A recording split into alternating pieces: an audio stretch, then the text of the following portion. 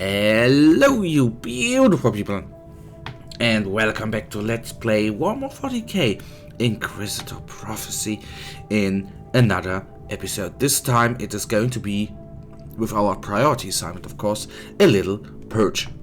Investigation has led to an Excommunicated Adeptus Biologis marked for termination by the Inquisition for dabbling in heretical research. We have located his hideout in an abandoned underground facility. This site is occupied by a mutant gang supported by Xenos mercenaries. Initiate purgation protocols.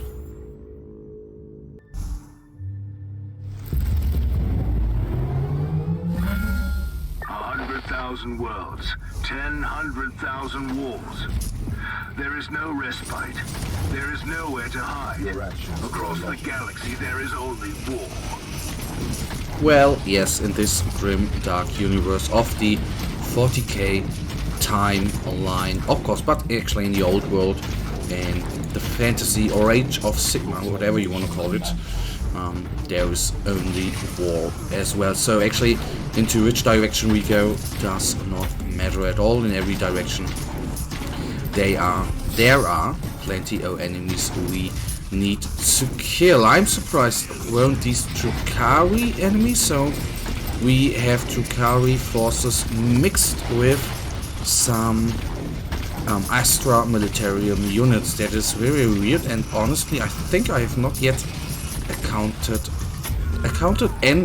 that is the word I was looking for, that combination of enemies before. Anyhow, that doesn't matter at all. They of course will all quickly die.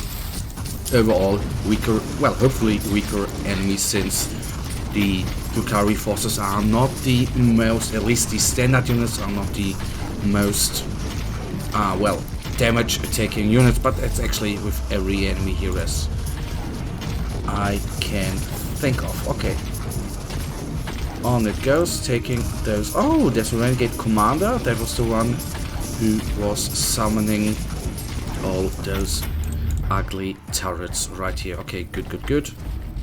And the first lane is nearly cleared out. Frankly enough, that was very quick.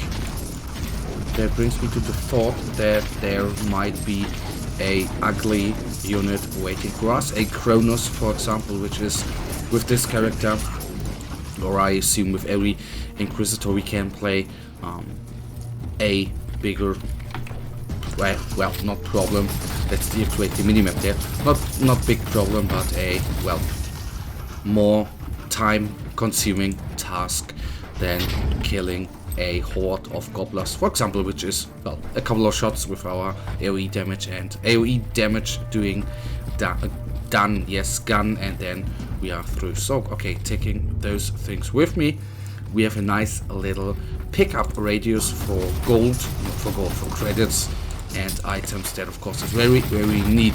It is never a bad thing, I think, to focus on the actually focus on the Drukhari Cabal Warriors, because they have in the end a, well, ugly little shielding ability which makes them for a couple of seconds, well, not hurtable.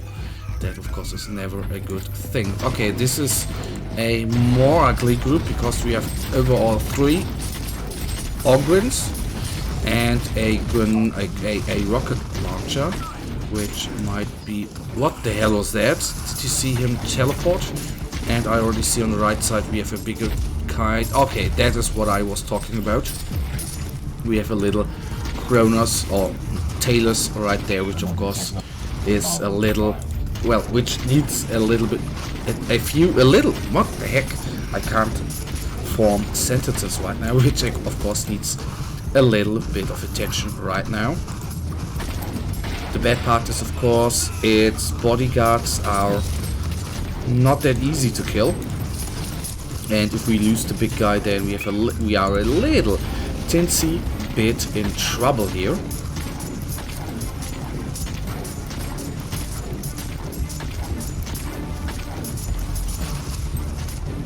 That guy down. I should actually focus on the more squishy targets in order to kill or take down bonus DPS. Okay, nice. Then Let's... Are you hiding there, you little bugger? Down he is. And then detailers shall be no more in a couple of, well, not minutes, but in the next 1 to 1.5 minutes he should be taken down. The bad part with him, of course, is the heavy armor he is using against us. As you can see, therefore, well, very good. He can even do a little bit of close combat damage, this bugger. Okay, down he is. Glorious carnage. And I might have overseen a little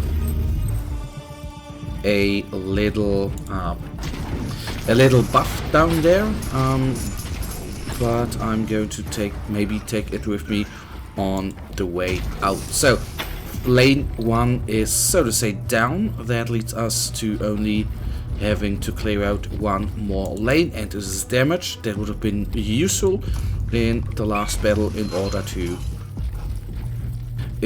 do more damage to the tailors in less amount of time. But anyhow, against these group of enemies is going to be as useful, whether in the end whether we are going to use the plus damage right here or before.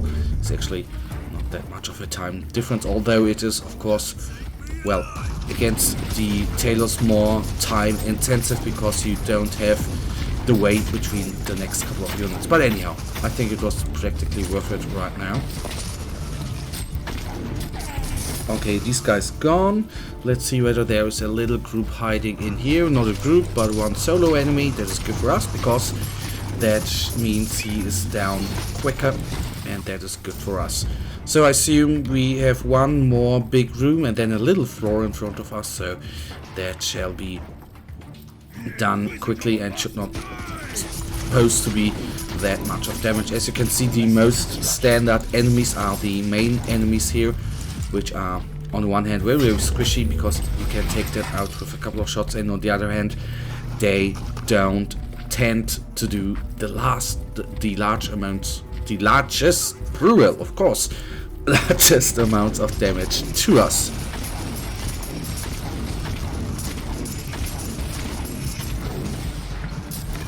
Trap bolter in the end is always a good thing, a good first target to take down, because it can deal a lot of damage to our constructs, which are, I would say, as squishy as a Imperial Guardsman, but luckily they are not as often attacked as the enemy should attack them. That is the very, very good part there for us.